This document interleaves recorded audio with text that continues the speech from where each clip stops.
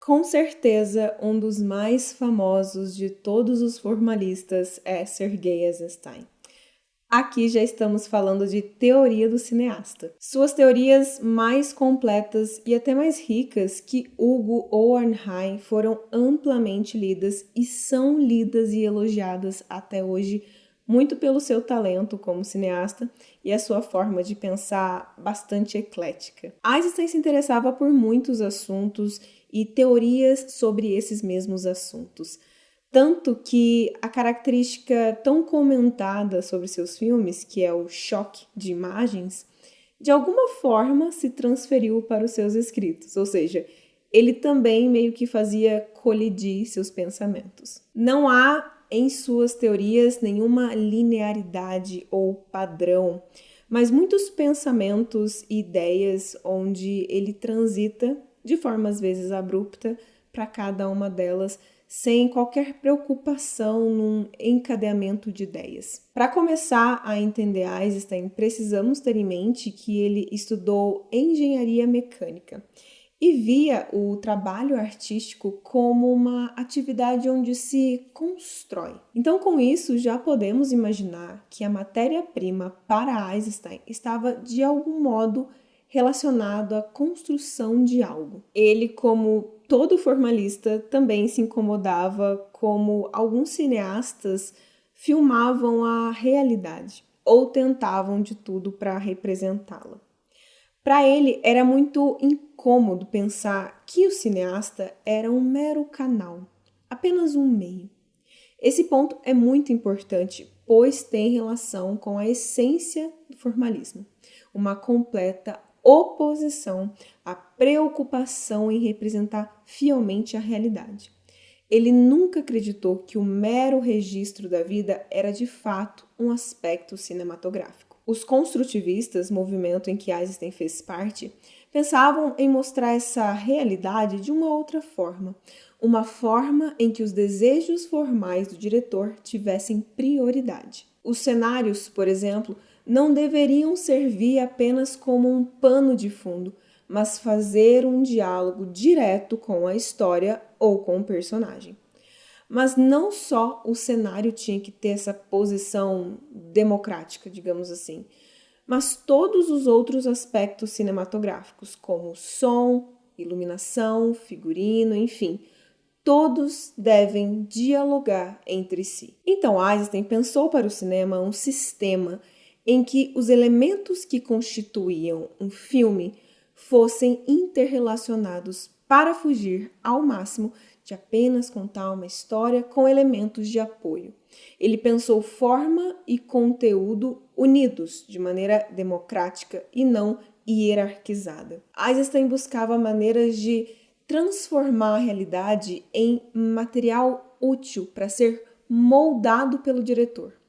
Essa abordagem envolvia decompor a realidade em blocos ou unidades utilizáveis, um processo que ele chamou de neutralização. A neutralização, segundo Einstein, consistia em reduzir os elementos a partículas neutras para que pudessem ser combinadas de novas maneiras.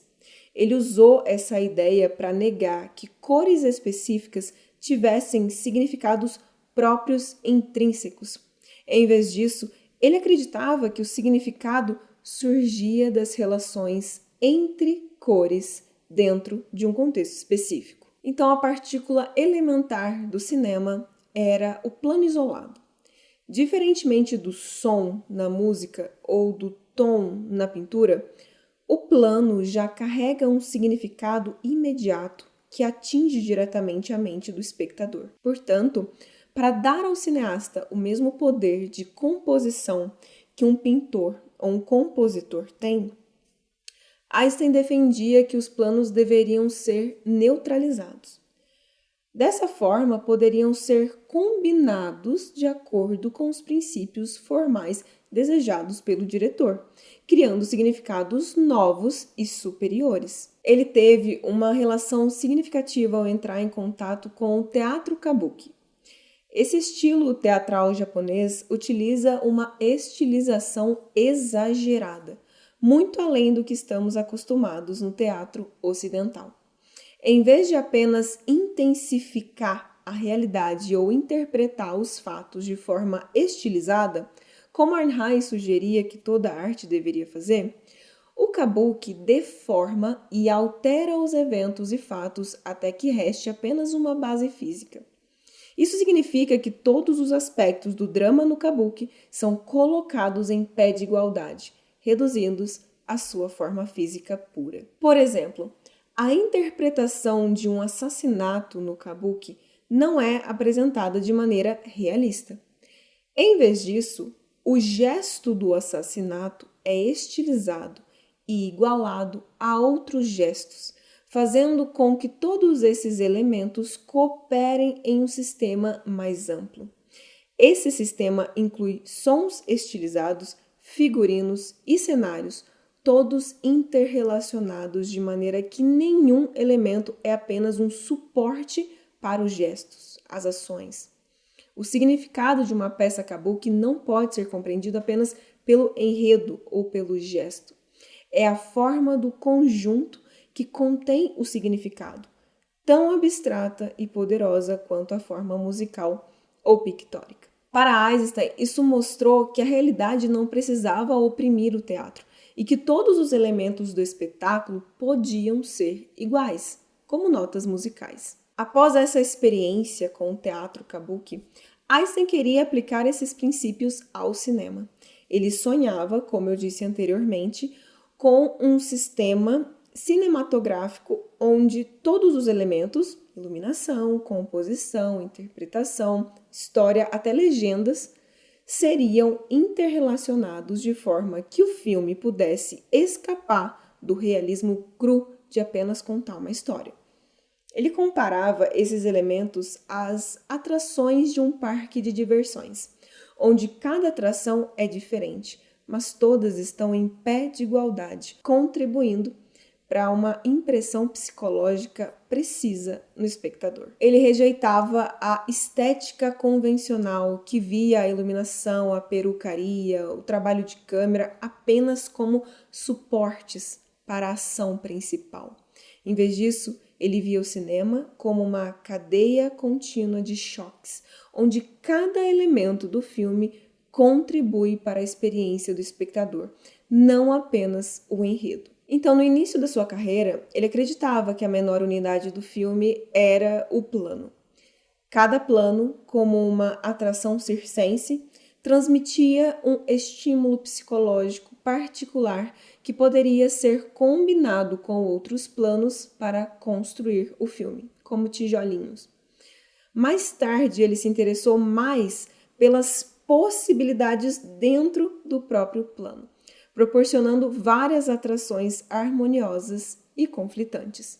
Em ambos os casos, ele acreditava que o cinema só poderia existir como arte, quando reduzido a feixes de atrações, semelhantes às notas musicais, que poderiam ser moldados rítmica e tematicamente. Eisenstein desejava criar uma escala para o cinema, semelhante à escala musical, onde todos os elementos do filme poderiam ser regulados e combinados harmoniosamente. Ele queria que os diretores pudessem usar esses elementos de forma isolada ou combinada, com a certeza do resultado. Influenciado por Pavlov, Einstein acreditava que os planos ou atrações podiam ser controlados para obter efeitos específicos no público. O cinema nunca deveria ser apenas um registro da vida. Ele criticava cineastas que usavam muitos planos gerais, argumentando que isso não adicionava significado após o evento ser absorvido pelo espectador. Para ele, a verdadeira matéria-prima do cinema residia nos elementos de um plano que provocavam reações distintas e mensuráveis no público. Eisenstein acreditava que os principais valores da neutralização dos elementos cinematográficos eram a transferência e a sinestesia.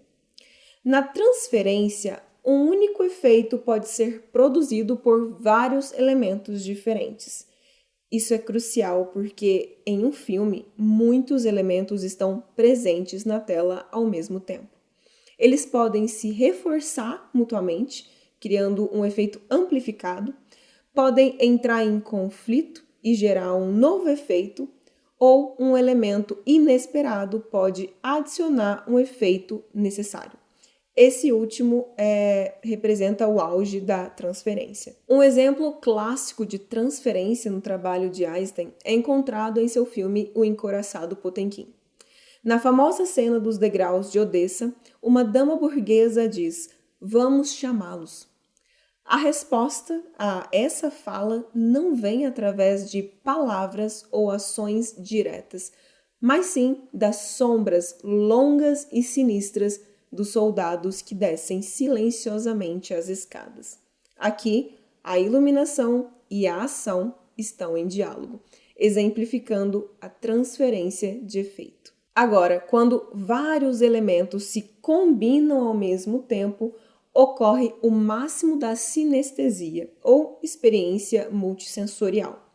Um excelente exemplo disso é encontrado no filme O Atalante, de Jean Vigo. Após a noite de seu casamento, a noiva, interpretada por Dita Parlo, emerge do porão do navio. Simultaneamente, a posição da câmera muda de um plano geral para um close-up. O sol brilha intensamente em seu rosto.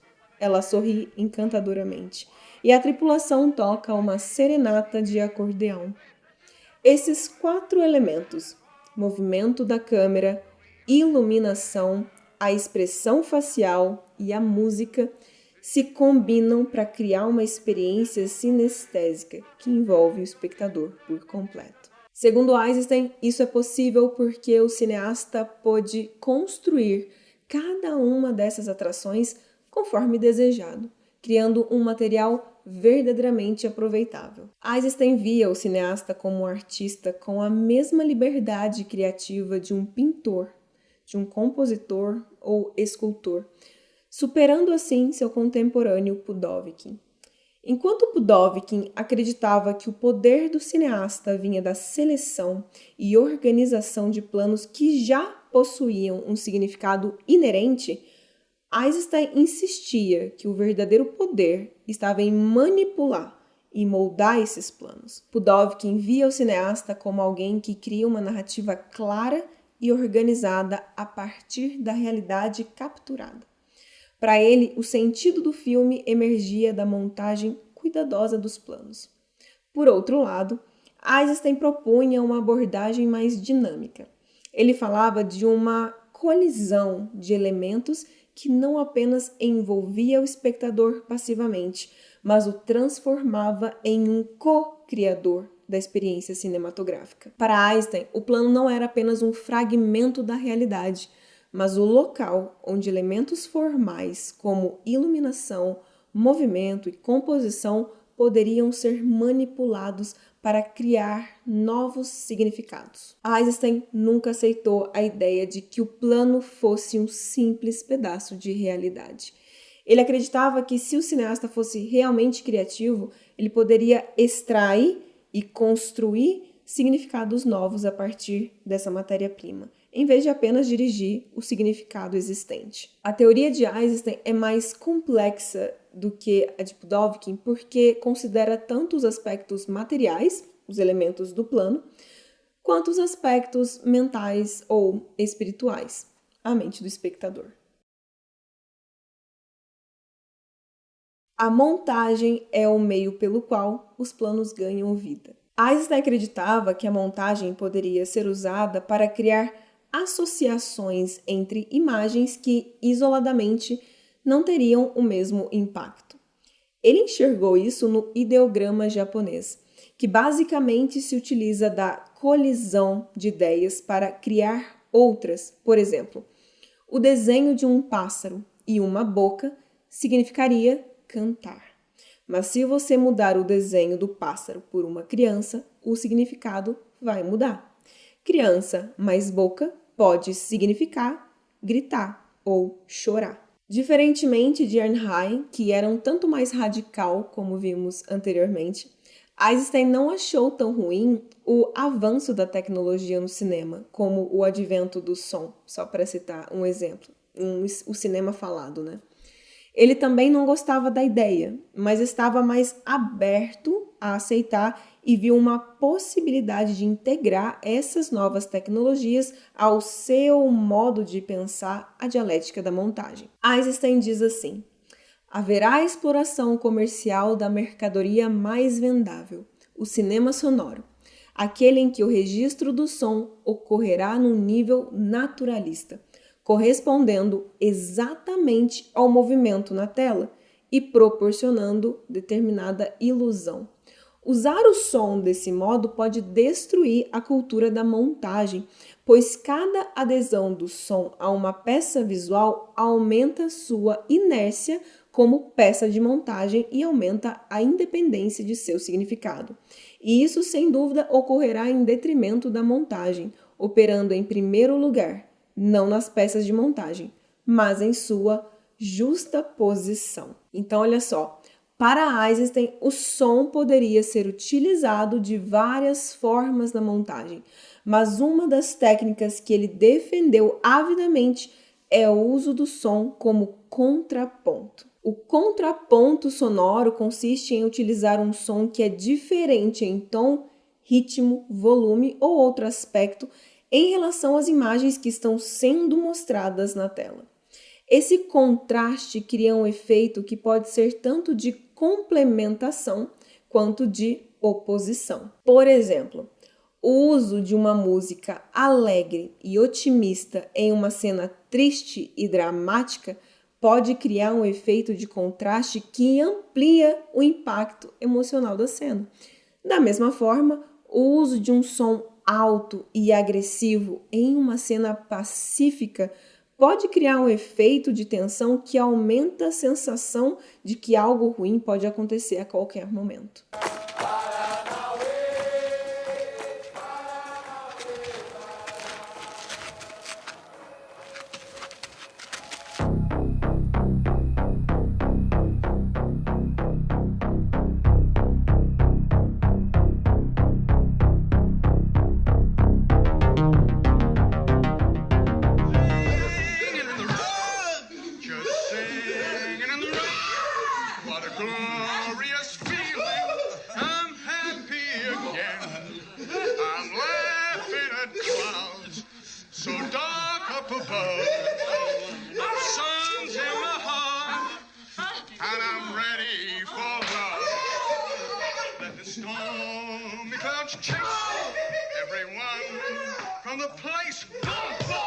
Eisenstein não fez isso apenas com o som, mas com todo e qualquer aspecto novo que surgia em termos de novas tecnologias. A cor, por exemplo, foi outro advento qual ele não gostou a princípio, mas acabou utilizando em alguns de seus filmes, sempre com essa ideia de contraponto, e não apenas como um suporte para a narrativa. Lembremos que Eisenstein gostaria que todos os aspectos do cinema fossem democraticamente utilizados. Então, a ideia de todos funcionarem como contraponto, contraste, enfim, a ideia de que todos pudessem colidir um com o outro, era uma forma de todos estarem visíveis. Nos anos 20, Eisenstein começou a perceber que a mera justaposição de planos não era o que realmente trazia o impacto para o filme. A montagem traz um significado local, mas não total. E o que isso quer dizer? Isso quer dizer que a montagem no cinema é capaz de criar um significado e sentido local, ou seja, em um determinado trecho ou sequência de um filme, mas não pode determinar completamente o significado geral do filme. O significado total de um filme é resultado da interação entre todas as suas partes, incluindo a narrativa, incluindo a mise-en-scène, a cinematografia, o som, a edição, entre os outros elementos. Embora a montagem possa criar significado em um determinado momento do filme, ela é apenas uma parte do processo de construção de significado. O filme como um todo é que vai determinar o seu significado geral. E a montagem é uma ferramenta importante para ajudar a construir esse significado, mas não é a única. Por exemplo, Um determinado corte de montagem em um filme pode criar uma conexão temática entre duas cenas, mas é a relação entre essas cenas e o contexto geral do filme que irá determinar o significado total dessa conexão. Por isso, a montagem pode criar um significado local, mas é o contexto geral do filme que irá determinar o significado total. É nesse momento que as suas teorias começam a entrar em conflito, pois ele começa a perceber que há um dominante, ou seja, todo plano há um aspecto que domina e outros que ficam em segundo lugar, em segundo plano. Um exemplo de Dudley Andrew em seu livro As Principais Teorias do Cinema, que inclusive estamos utilizando, diz assim: num filme policial, por exemplo, localizamos instantaneamente o assassino quando ele se esconde atrás das cortinas de renda. As outras atrações do plano, como o movimento das cortinas, a sombra, a brisa, o reflexo do luar e assim por diante, agem em volta da atração central da imagem. Mas em um filme mais abstrato, sei lá, surrealista, o reflexo do luar poderia ser considerado a atração dominante. Então ele aceitou que realmente existia isso, mas continuou dizendo aos seus leitores e alunos para se livrarem dessa tirania. Sugeria para os cineastas se atentarem aos sobretons, que é um termo que ele utilizou para se referir aos aspectos secundários, tanto quanto o dominante. A montagem acaba se tornando apenas um meio para se chegar a uma unidade total. O que acabou se tornando mais importante foi a síntese que é capaz de ser proporcionada pela montagem. Essa síntese ou unidade sintética é que leva a energia da montagem ao objetivo final e total. Todas essas reflexões de Einstein acontecem por meio de uma interação entre a máquina artística e o organismo artístico. Podemos resumir todo seu pensamento nessa interação. Conseguimos compreender melhor seus escritos se tivermos em mente que ele pensava a arte como uma forma de unir natureza e indústria, organismo e máquina. Por que isso é tão importante? Porque no início das suas teorias ele estava muito mais interessado pela forma mecânica, mas aí depois se viu obrigado a integrar a forma orgânica. Mas o conflito entre esses dois aspectos nunca desapareceu. Einstein morreu precocemente em 1948, aos 50 anos de idade, e não teve a oportunidade de deixar muitas considerações sobre cinema em seus últimos anos de vida. No entanto, podemos analisar algumas das suas últimas obras para entender suas reflexões finais sobre o cinema. Uma das suas últimas obras foi o filme Ivan o Terrível, Parte 2, que Einstein não conseguiu terminar antes de sua morte. O filme é a continuação de Ivan o Terrível, Parte 1, lançado em 1944 e segue a história do czar russo Ivan, que governou no século XVI. O filme retrata a luta de Ivan contra seus inimigos, incluindo os nobres da corte, e sua tentativa de unificar a Rússia sob seu domínio. Ivan o Terrível, Parte 2 foi lançado póstumamente em 1958, após ser editado por outra pessoa, e gerou controvérsias. Alguns críticos afirmaram que o filme era inconsistente em termos de qualidade e estilo, enquanto outros elogiaram sua originalidade e força emocional. Em seus escritos e filmes anteriores, no entanto, Einstein expressou uma visão de cinema como uma forma de arte capaz de expressar ideias e emoções de forma poderosa. Ele acreditava que a montagem era a chave para a criação de um cinema orgânico, em que as diferentes partes do filme trabalhavam juntas para criar significados. Além disso, ele via o cinema como uma forma de arte popular e democrática, capaz de alcançar um grande público e transmitir mensagens políticas e sociais importantes. Assim, embora não saibamos exatamente quais foram as últimas considerações de Eisenstein sobre o cinema, podemos dizer que sua abordagem inovadora da montagem e a sua visão do cinema como uma forma de arte popular e política continuam a influenciar cineastas e teóricos até os dias de hoje. Espero que vocês tenham aproveitado essa aula. Deixe aqui nos comentários suas questões, suas dúvidas, suas perguntas e a gente se vê. Até a próxima aula!